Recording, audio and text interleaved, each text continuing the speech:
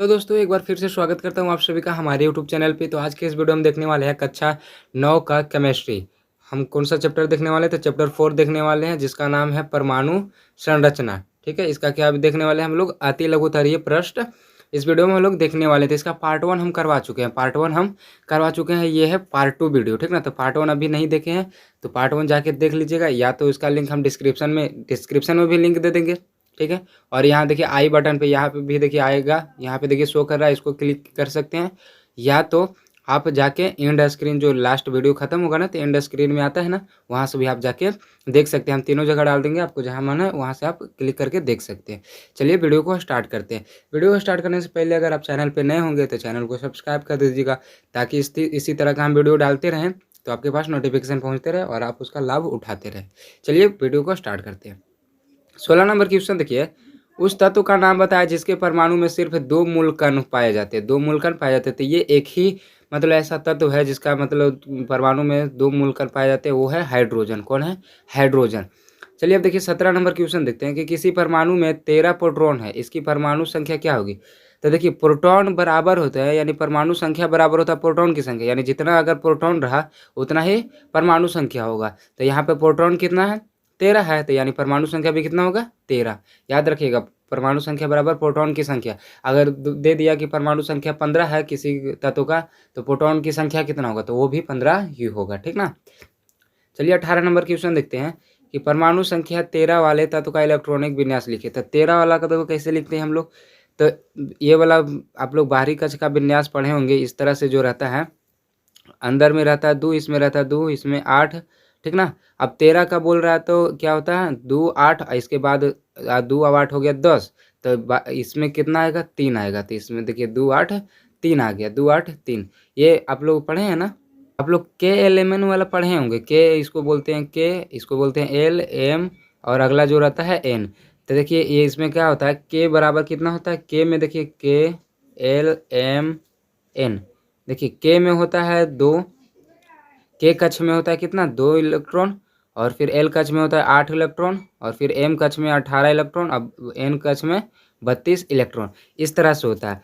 तो देखिए हम 2 और 8 लिए तो इधर हो गया 10, तो एम कक्ष में कितना इलेक्ट्रॉन आएगा? तो 3 है ना आएगा, क्योंकि 13 है तो 3 ही आएगा। तो यहाँ पे हो गया था 3, तो इसका हो गया 2 8 3। चलिए अब अगला देखते हैं, 19 नंबर क्वेश्चन देखते हैं। 19 नंबर क्वेश्चन देखिए कि क्लोरीन परमाणु तथा क्लोराइड आयन में प्रोटॉन की संख्या बताएं। इसमें जो है प्रोटॉन की हमको संख्या बताना। तो क्लोरीन में परमाणु कितना हो जाएगा? ये तो आप लोग जानते हैं कि 17 होता है, क्लोरीन का होता है ना 17।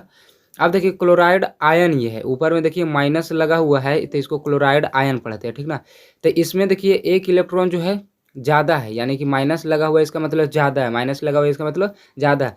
तो ये 17 पहले से है और एक हो जाएगा ये 18।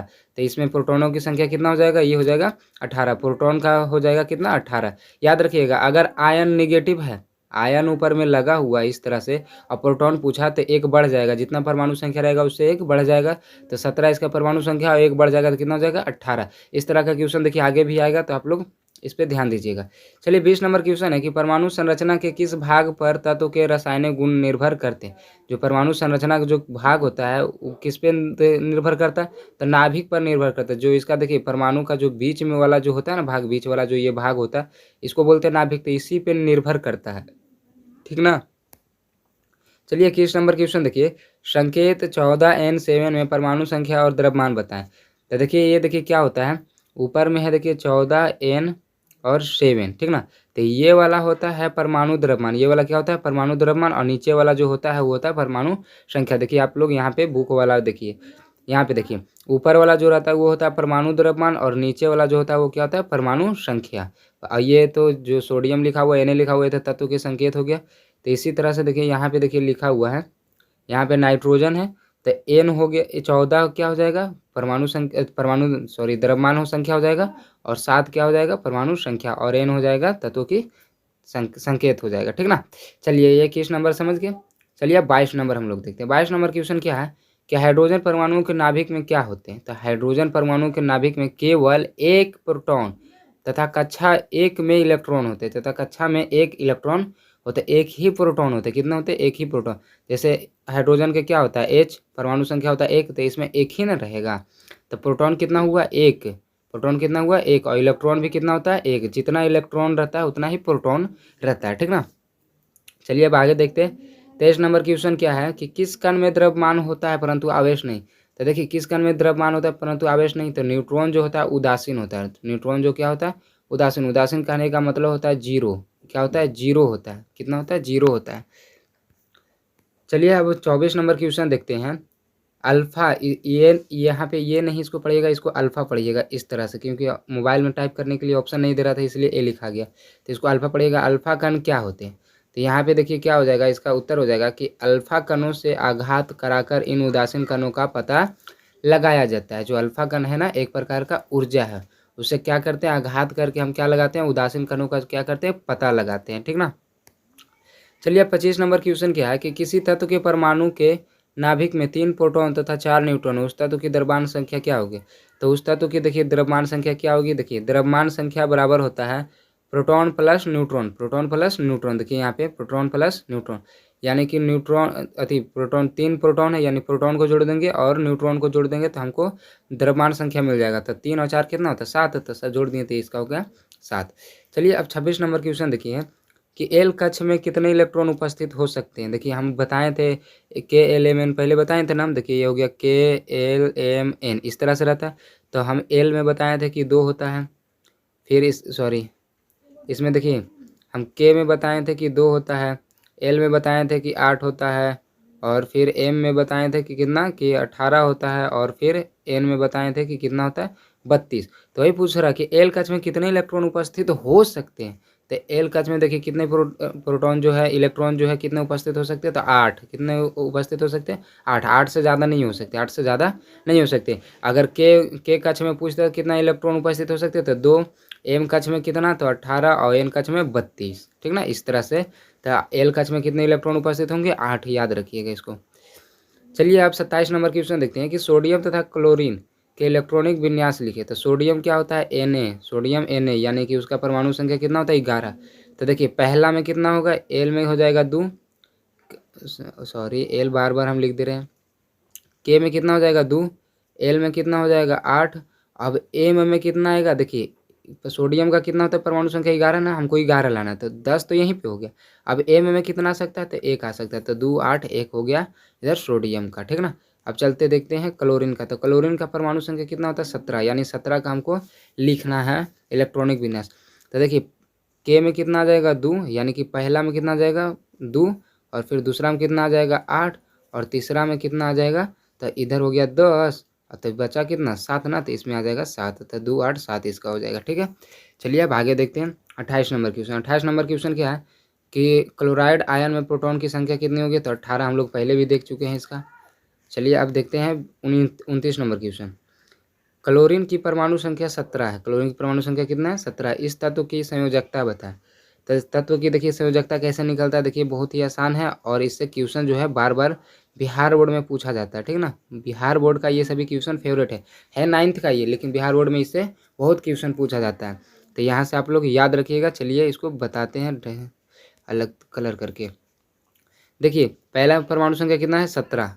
17 है ना, तो यानी कि इसका देखिए पहला कक्ष में कितना हो जाएगा, पहला में 2 इलेक्ट्रॉन, दूसरा में 8, और तीसरा में कितना हो जाएगा, तो 7 हो जाएगा ना।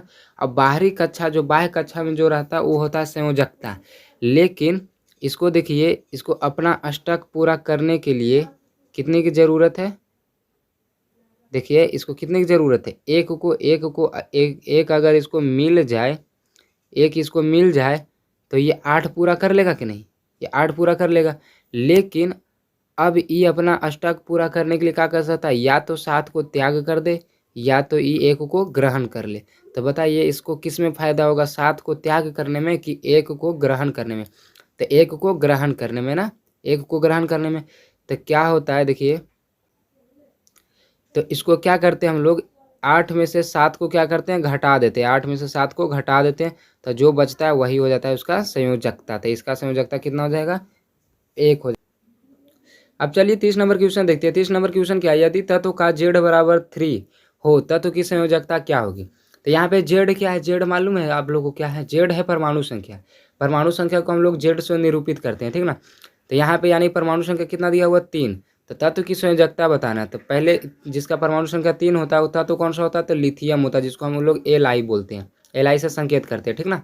तो अब देखिए हम लोग 3 का यानी कि लिथियम का हम लोग का क्या निकालना है, संयोजकता निकालना है। तो पहला कक्षा में कितना 2 इलेक्ट्रॉन, दूसरा कक्षा में कितना पड़ेगा, तो 1 ही ना पड़ेगा, तब ना हो जाएगा 2 1 3, यानी कि संयोजकता इसका कितना हो गया, 1 हो गया, इसका संयोजकता 1 हो जाएगा। अब चलिए 31 नंबर क्वेश्चन देखते हैं।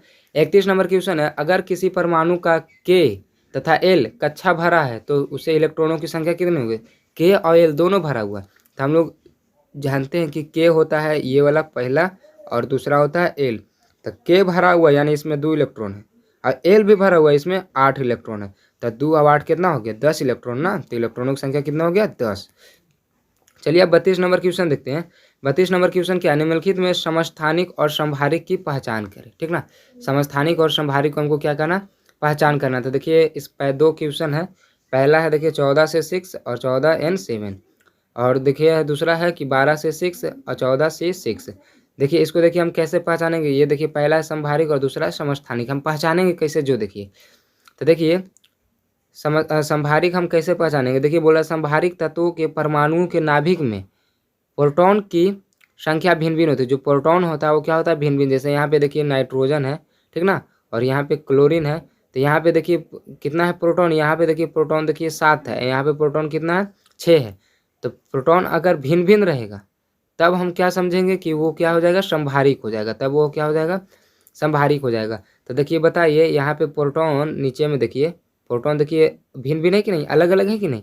यहाँ पे देखिए 6 है और यहाँ पे क्या है 7 है, प्रोटॉन देखिए भिन्न भिन्न है, तो क्या हो जाएगा, ये हो जाएगा संभारिक। यानी कि नीचे याद रखिएगा, ट्रिक याद रखिएगा, अगर नीचे वाला देखिए अलग अलग रहा, नीचे वाला अगर अलग अलग रहा तो संभारिक हो जाएगा, समभारिक हो जाएगा। और नीचे वाला अगर सेम रहा, नीचे वाला सेम रहा तो क्या हो जाएगा, समस्थानिक हो जाएगा। नीचे वाला सेम रहा तो समस्थानिक, और ऊपर सॉरी, और नीचे वाला अलग अलग रहा तो समभारिक। इससे आप लोग याद रखिएगा। चलिए अब अगला नंबर क्वेश्चन देखते हैं।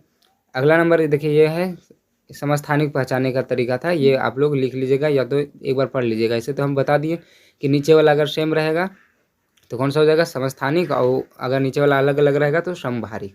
चलते हैं अब 33 नंबर क्वेश्चन देखते हैं। लास्ट नंबर क्वेश्चन है कि हीलियम का द्रव्यमान 4u है, इसके परमाणु में 2 प्रोटॉन है, इसमें कितने न्यूट्रॉन होंगे। तो 2 प्रोटॉन है तो इसमें इलेक्ट्रॉन न्यूट्रॉन कितने होंगे, तो 2 होंगे, इसका उत्तर हो जाएगा 2। तो चलिए ये पार्ट 2 भी हम क्या कर लिए, कंप्लीट कर लिए। तो आप लोग तो मतलब क्या बताएं, आप लोग तो सपोर्ट करते ही नहीं, चैनल को सब्सक्राइब भी नहीं करते, वीडियो देख लेते हैं लेकिन चैनल को सब्सक्राइब नहीं करते, और वीडियो को लाइक भी नहीं करते, और कमेंट करके बताते भी नहीं है कि हाँ वीडियो कैसा लगा, और डिटेल में चाहिए, या तो ज़्यादा डिटेल है, या तो नहीं समझ में आया, या तो बहुत सारा अच्छा से समझ में आ गया। ये सभी आप लोग फीडबैक देते ही नहीं है। तो ऐसा नहीं कीजिए, मेहनत करते हैं तो थोड़ा सा सपोर्ट कीजिए, बस चैनल को सब्सक्राइब कर लीजिए, वीडियो को लाइक कर दीजिए, और कमेंट करके ज़रूर बताइएगा कि वीडियो कैसा लगा। ठीक है, मिलते हैं अगले वीडियो में, तब तक के लिए जय हिंद, जय भारत।